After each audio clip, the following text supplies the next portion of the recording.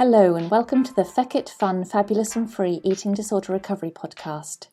I'm Helly and I'm here to provide regular bursts of information and inspiration, some neuroscience applicable to eating disorder recovery, perhaps a few rants, but otherwise lots of positivity with a bit of a feck it attitude, some fun and a sprinkling of fabulousness to help everyone find freedom in recovery. Hi, this is Helly in the future, coming in to edit and check over this episode.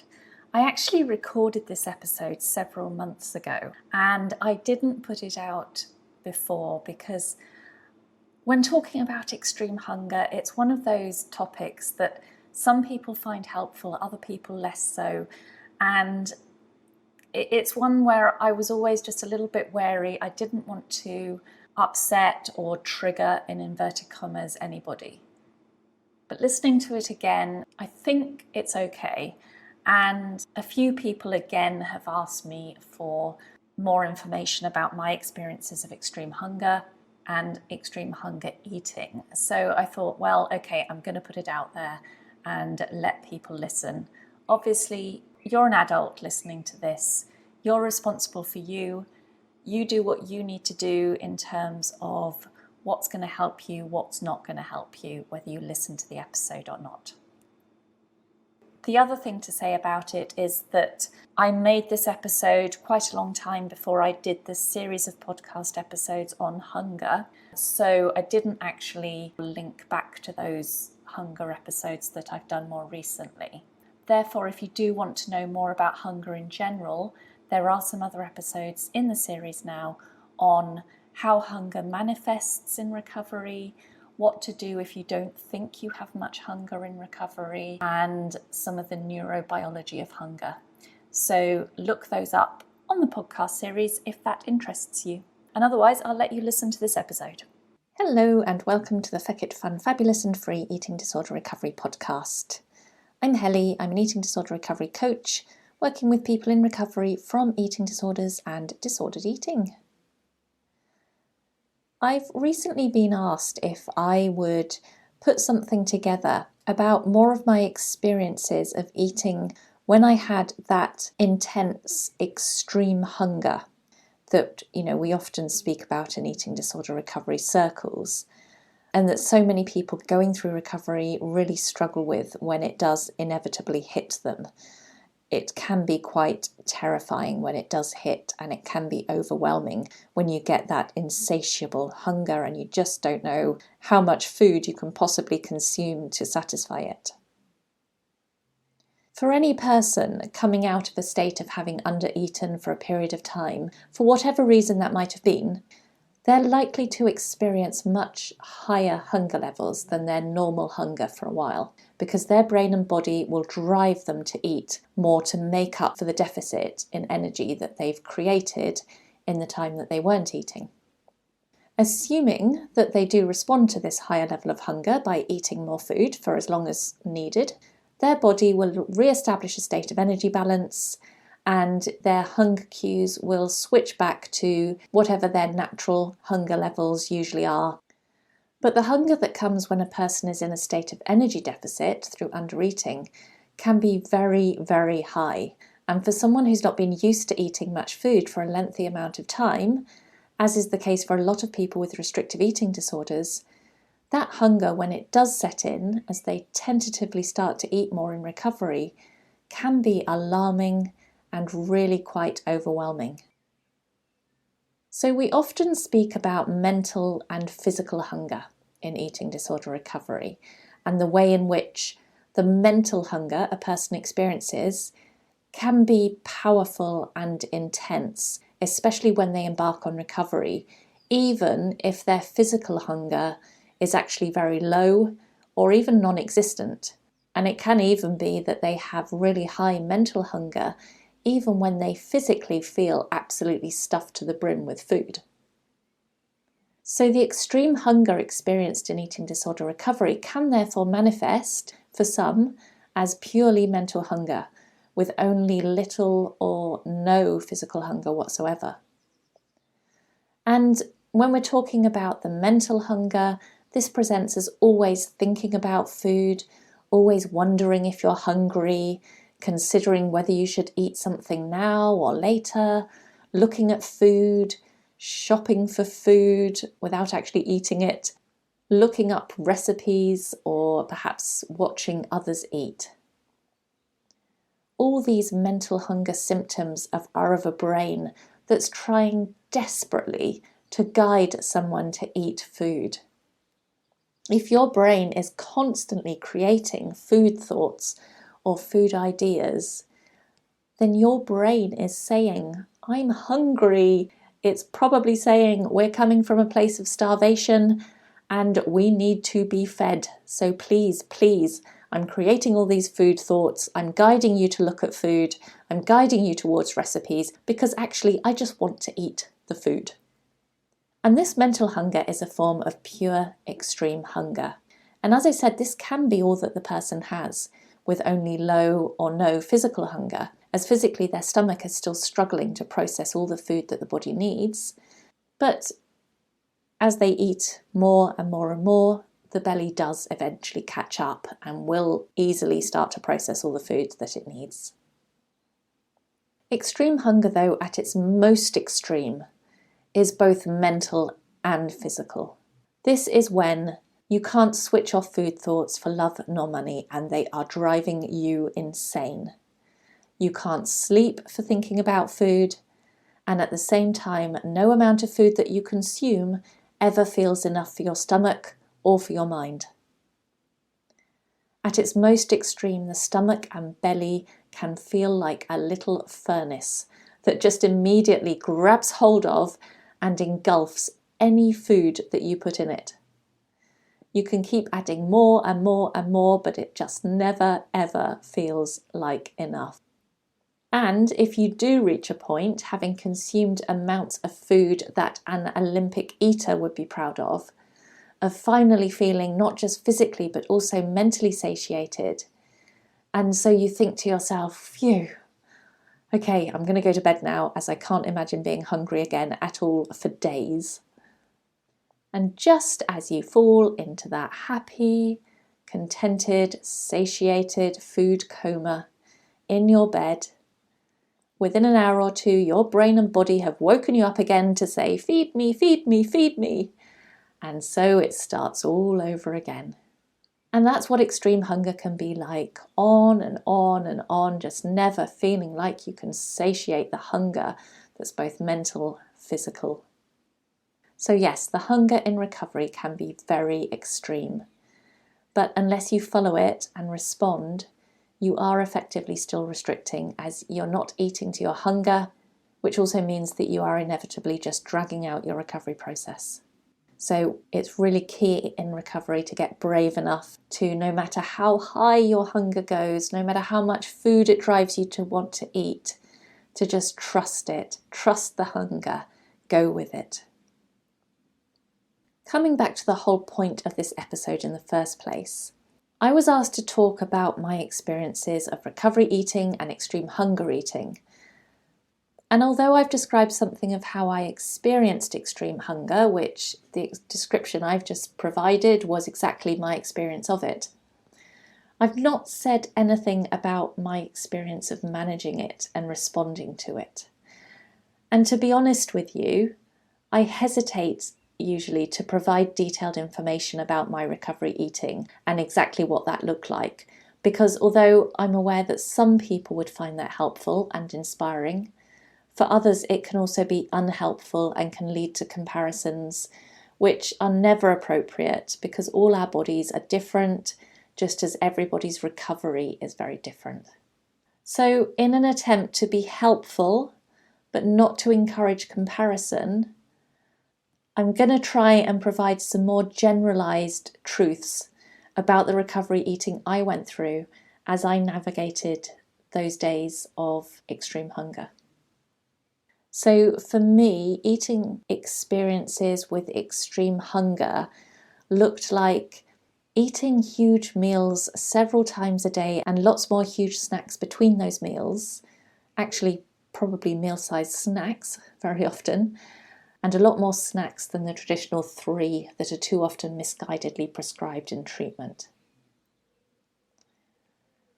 It was also eating a huge and terrifying meal after a day of non-stop eating, knowing that even the enormity of this meal still wouldn't touch the sides, while others who were there as well would eat a fraction of it and say that they couldn't eat another thing. And situations like that, feeling like you were the real weirdo, I suppose, at the table, become the new normal. Just accept it. You are a hungry furnace. Other people are not hungry furnaces. You might be the weirdo at the table at the moment. Who cares? Embrace it. Eat the food.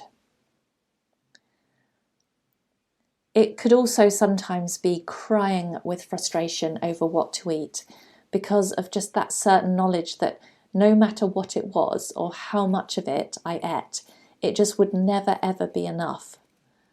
But while also knowing on the other hand that for recovery, I had to keep eating and keep going until I did find that point of being satisfied, even if that satisfaction only lasted for a short while at a time. And it can be quite a distressing process sometimes. It could look like eating a whole giant-sized tube of Smarties immediately after having a large whole pizza, huge ice cream sundaes and quarter of a tub of Quality Street, and feeling increasingly sick while I push these Smarties down, but somehow still mentally compelled to finish them all. It was frequently eating large coffee shop buttered bacon crusty rolls with milky lattes after a big breakfast, before lunch, and between other morning snacks of things like big blueberry muffins and pain au raisin and delicious things like that. With extreme hunger, I would always have large chocolate bars and other dense snacks in my bag in the car so I could just grab them and eat them wherever I was and no matter what I was doing. And not because they were part of a meal or a specific snack, but just because my body needed food most of the time, and if I was out and about and I needed to grab something, I had it to hand and I could stuff it down my throat to keep me going until I was able to be in another space where I could get a lot more food. Extreme hunger eating was things like eating giant-sized baked cookies by the multi-pack as just part of the afternoon's eating. It was having a large dinner in the evening with 3 large desserts, big bowls of cereal afterwards, donuts, waffles and full-fat Greek yogurt, and then lots of chocolate before bed, and then waking up a couple of hours later hungry again. If I went to coffee shops for morning snacks or afternoon snacks, I'd often end up doing a coffee shop crawl as the hunger would be intense after the big bakery item and frappuccino in the first coffee shop. So I would then move on immediately to the coffee shop next door for more paninis, cakes, muffins, cookies. And, I like to spread my custom around, so I didn't always stay in the same coffee shop to do that, but there was a lot of coffee shop crawling in a very short amount of time. But then at other times, it was like almost feeling afraid to leave the house because my hunger was so intense and I didn't want to be away from food access for any length of time. And during those times of extreme hunger, there were days that I wanted to be out and eating every food in every coffee shop and restaurant, but also days when I felt quite depressed and definitely exhausted and drained by recovery and the hunger I had. And so I just wanted to curl up in the house with loads of food, often needing a good cry while I ate copious amounts, felt the confusion it was all causing, and yet force myself to keep going with eating and also resting. And when really in extreme hunger eating, meals became almost a laughable notion, particularly if they were to be labelled as breakfast, lunch and dinner, because there were more meals in the day and evening than just 3, and social eating norms would have been so restrictive and constricting if they really were to have been kept to when I was in that extreme hunger eating phase. Thinking about shopping as well when going through extreme hunger, after years of restriction when supermarket trips were sacred experiences of looking at lots of the foods, but then either leaving with nothing or only buying my usual restrictive and safe options, Suddenly everything was an option, but nothing felt that it would be enough. With extreme hunger, the world of opportunity in the supermarket immediately becomes immense. And yet, even though I now filled my trolley with dense and yummy foods that I would never usually let myself buy, I found that I would have to return again the next day because I'd have already eaten all the food I bought yesterday.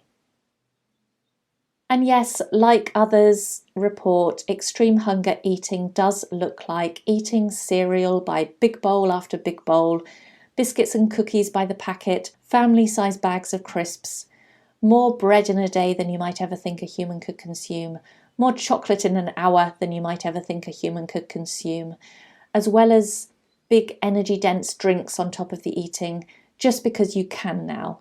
Because you're eating that much food, what is there to be scared of anymore with calorie-dense drinks as well? So what the feck, quite frankly. And eating all that, all the while having a belly that is like an internal furnace that will take all this food in and burn it up in seconds, then start demanding more. And some of you listening to this are probably going to be quite scared, and I don't want to make this episode to scare anybody. And some of you listening to this are going to say, but hang on a minute, isn't this binging? All of the above might sound to you like it is eating that has become completely out of control.